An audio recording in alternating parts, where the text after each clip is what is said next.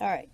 So, welcome back. Hopefully, you've taken some time and looked at your time management system and how much time you have available in your week and kind of sliced and diced that off so that you can tell your time, you can tell your schedule what to do instead of your clock telling you what to do. Now, I want to talk about in this segment, the final segment. This is the unpleasant one. This is throwing in the towel. Sometimes you may decide it's just all too much. There are a variety of reasons why college might be all too much for you. And I can speak to you on a very personal level on this. I had a semester where I just completely burned out. I had a semester where I was overloaded with too many credits, got A's in all of my subjects, and the following semester had some personal issues and burnout from the previous semester, and I failed 3 classes. And it was not fun. It felt like my world was coming to an end. My world was not coming to an end. I picked up and dusted myself off and continued and went on to finish my degree. So it does happen. There are a variety of reasons why it might happen. At this point in time, with all the craziness going on, you've got reasons, definitely perfectly valid reasons, why you may wish to stop for a moment and come back to this. So in that case, we need to talk about withdrawing. And there are two kinds of withdrawal. There's withdrawal from the college altogether, and there's withdrawal from an individual course. Withdrawal from the college is very complex. So I'm really not going to go too much into that. Let's talk about withdrawing from individual courses. There are two different kinds of withdrawing from courses. The first is withdrawal prior to the add drop deadline and has absolutely no impact on your education, on your transcript, on your financial aid, on your anything. That is way back at the beginning of the semester. Okay, it's in the first week of the semester. That's when you sit in a class for the very first time and you say, oh, you know what? This is not what I thought it was. I need to pick a different class. And that's what the add drop situation is for in that first week. We're way past that at this point. Let's talk about withdrawing prior to the W grade deadline. You have to be aware when that W grade deadline is for the spring semester. That deadline was Friday, April 3rd. Okay, so prior to Friday, April 3rd, you can withdraw and get a W. Following April 3rd, you cannot withdraw and get a W grade. At this point, you're hoping for the best outcome that you can.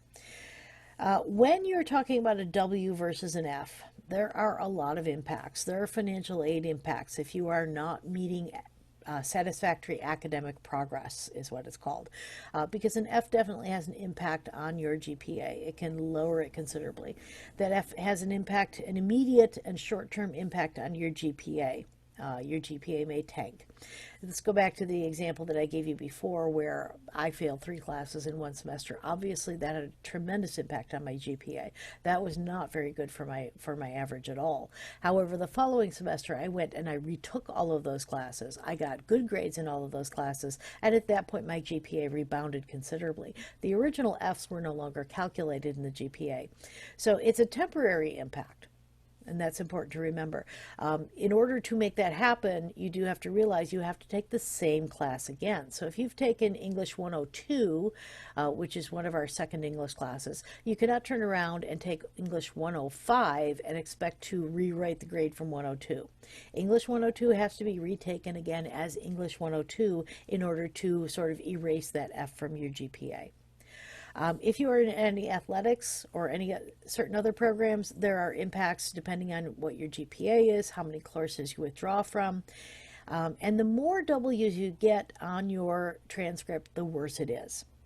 Okay, keep in mind that your potential employers, and transfer schools are all going to see those W's on your transcript.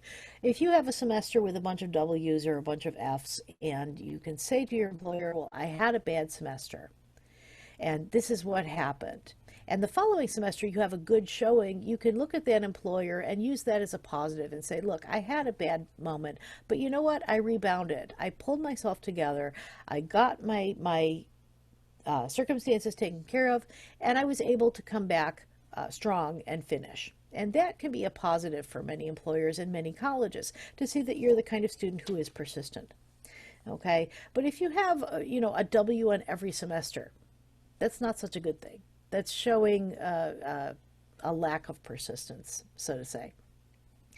In all of these situations, your first step is always your student success coach. Your student success coach will talk to you about what the impact of that W is going to be. They're going to be able to look at your entire academic transcript and give you some idea of where you stand. Is this a single W that's not going to hurt you very much? Is this a pattern that you should be concerned about? Is this something where you've had so many W's or so many F's that it's going to have financial or academic impacts?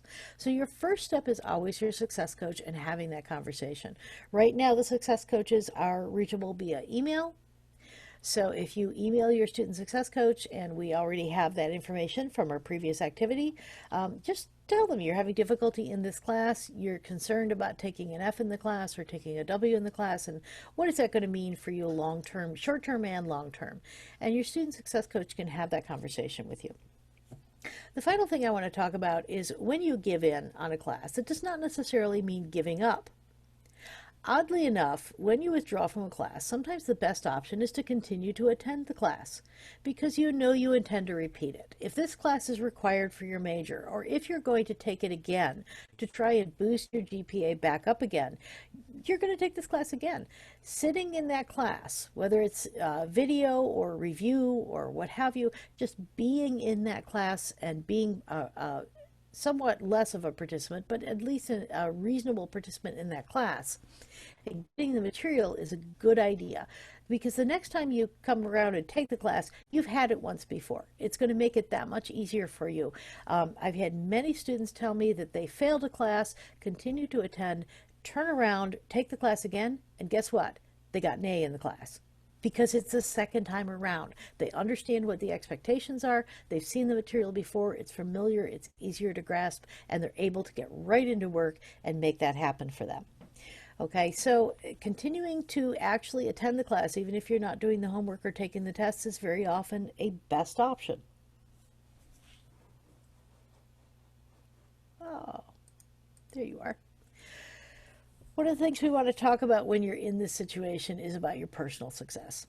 Okay, what does personal success mean to you? And it means a lot of things to a lot of different things to different people. For some students, I need to get a degree because I need to get a better job. For some students, I need to get a degree because I need to advance in my job. Some students are getting a degree because their parents expect them to. That's maybe not personal success, but those students need to find their own personal success. And everyone's going to be able to find your reason for attending to college. Why are you attending college? Hitting that wall of that W or that F is a great time for you to step back and say, you know what, why am I really doing this? And again, speaking from a personal standpoint, that was that moment of clarity for me. I went to high school. From high school, if you had good grades, you went to college. That was just a thing that you did. Why did I pick my major? Because I kind of liked computers. I majored in computer science, and I enjoy working with them. But I really wasn't thinking deeply into my future. And so hitting that wall was a good opportunity for me to sit and think deeply into my future. What is it that I want to do with my life? What do I want to accomplish? What are my goals? Are my goals really to work in a cubicle programming the rest of my life? Or would I rather teach? Would I rather work with students? And so that was a moment for me to step back and say, you know what? I do not want to work in a cubicle the rest of my life. I enjoy solving problems. And I enjoy working with people, and teaching and consulting may be something that I want to turn my attention to. And so returning to college was a whole different animal, because now I had a personal goal and a personal reason to be there. So what I would like you to do is I'd like you to take a look at our final assignment, or our final handout for this class, which is about goal setting. And I'm going to open this up on your screen.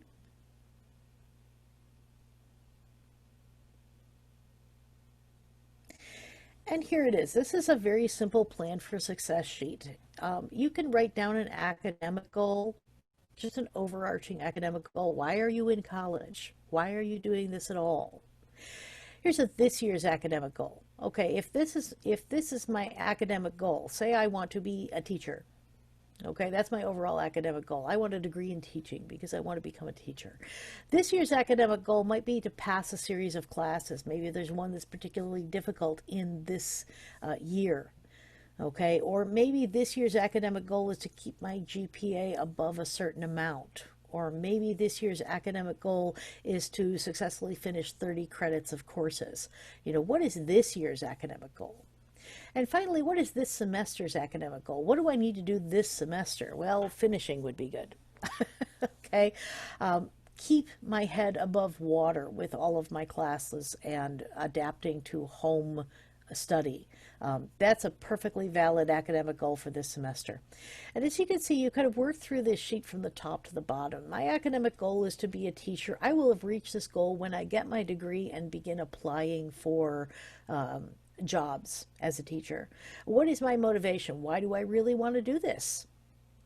You know, I enjoy solving problems. I enjoy working with people. I enjoy adapting learning, and I love seeing the students get it. When the students, that little light bulb moment when they go, aha, I got it. I live for that moment. That's my motivation. That goes right in that spot. You can draw a picture. You can write it out however you want. What are my steps that I'm going to use to complete my academic goal? Well, I need a series of classes. I'm going to have a resume. I'm going to have to do some in-classroom experience because that's part of the degree program. And I'm going to have to get a job somewhere at some school. What are the potential barriers to my success? We talked about those way back in the beginning of our situation. They're all up in section 1 if you want to go back and review those. Potential barriers to my success. Well, I'm starting late because I'm switching my major. I have a bunch of classes that I don't need for my major, and so now I may have some issues with financial aid. Different things that I may need to speak to my success coach about, or different things that I may need to work through myself. But what are some of the things that can help me overcome those barriers? And, you know, number one, you can write down your student success coach, because almost certainly your student success coach can help you with many of those barriers. And GCC can help you with many of those barriers. So there are always going to be some sort of items that can help you to overcome those barriers, and we write those down. And this becomes your plan for success, and we post it. You know, put it over your desk where you work, put it on your fridge, you know, tape it on the ceiling over your bed, whatever you need, so that you look at this every day and you say, you know what, this is my goal, this is my plan. You know, I may be slightly off track right now, but this is my plan for success, and I'm going to make it happen. And keeping in mind that there is no time limit on success. And that is our last activity that we have for this workshop today. Before we leave, first of all, I want to thank you for coming, and thank you for taking your time to review this workshop and to go through these activities. I hope that they've been useful for you, and I hope that you've received some clarity about what happens when a course becomes difficult, what kind of self-assessments you can do to figure out where you're at, what kinds of tools GCC has to help you improve your performance, what kind of things you can do and work on to improve your own performance, and how you deal with a setback and how you rebound and go back to being a good student. I would say a good student, but go back to being the kind of student that you want to be. And I hope that you've gotten something out of this. I'll remind you that our next workshop is on timely time management, and that will be coming up next week. So if you have issues with time management and you feel like you could use an opportunity to talk with somebody about that, you definitely can sign up with that. All of our workshops are available through TutorTrack. You go into TutorTrack and you look for the consultant tutoring workshops, and you will find us. And now as we sign off, I want you to do a little bit of reflection. We've done several reflective activities throughout this workshop, but reflect something that you learned today, and take a moment to think about that, write it down, something that you learned that you did not know before. And also something that you can improve upon, something that maybe you knew or you were doing, and you've realized, you know what, I can do that better. I can be a better student than I was before. And take a moment to reflect on that and write that down as well. So I want to say thank you again for for coming to our workshop, and I hope that I will see you again at a future workshop. Timely Time Management is coming next. We have also Adapting Your Learning Style to an Online Situation is an upcoming workshop, and also Planning Your Path is an upcoming workshop in terms of being able to plan out your academic career.